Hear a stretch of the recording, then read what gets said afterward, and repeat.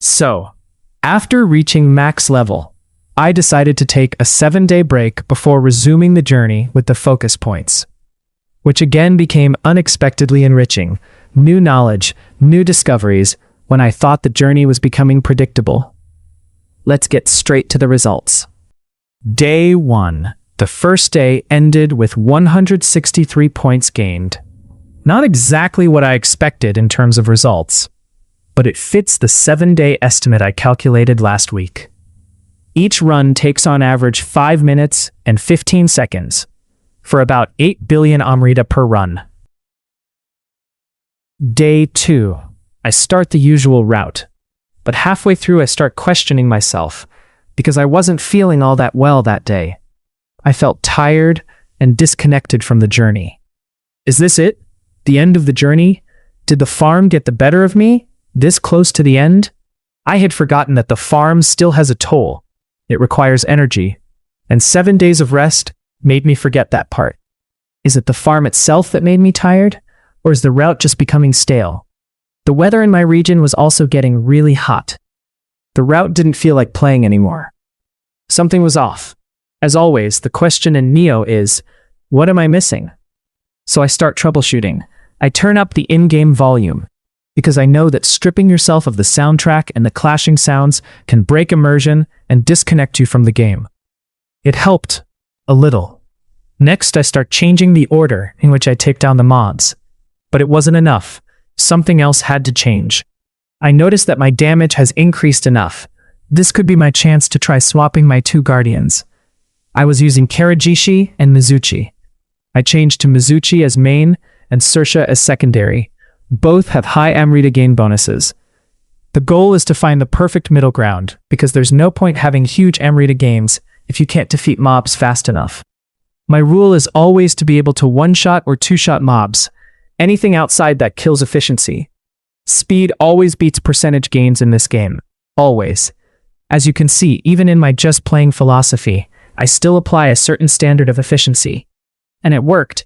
I regained crazy momentum, motivation, hype.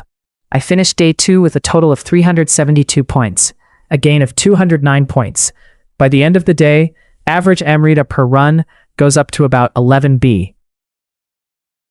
Day 3. Now let's see how efficient a full day with the new Guardians will be. Sadly, the momentum dropped. I had to act.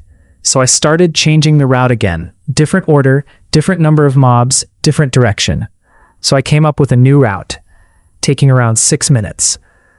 I stopped measuring exactly from that point.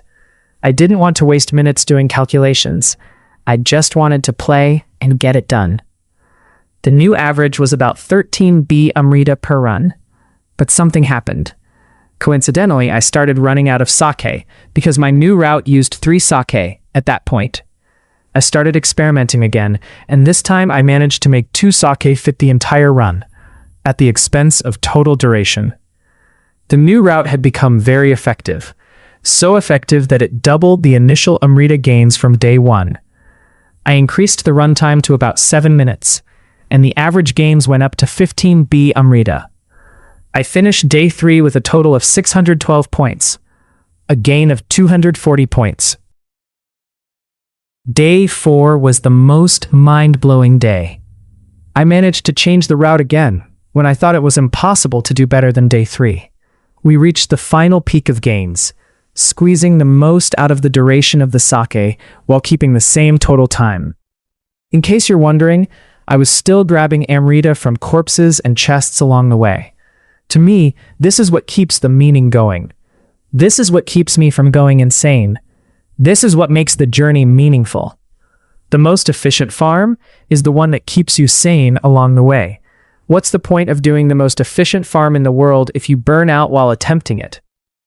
This is exactly why I didn't want to use guides, because there's a difference in response when you find the effective route versus copying someone else's.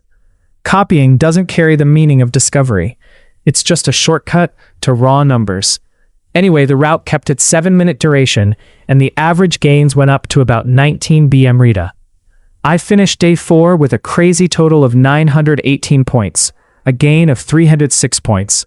I went to sleep extremely satisfied, also because I knew the rush was over. I knew day 5 would be a chill day, the end of the focus point journey. Day 5. Not much to say. I took my time. My brain was in that mindset. The muscle memory still kicked in and made it naturally efficient. I finished the last 82 points in about 1.5 hours. The focus point journey ended. The abyss journey is waiting, and I'll return to it once the weather gets cooler. Last word. I want to thank Koei Tecmo for accepting to open an internal investigation regarding the bug I encountered, the one where ranged weapon multipliers would severely divide my damage. It's very heartwarming, considering they have no obligation to do so. Nioh 1 is no longer supported. It's a 10-year-old game. So, thank you.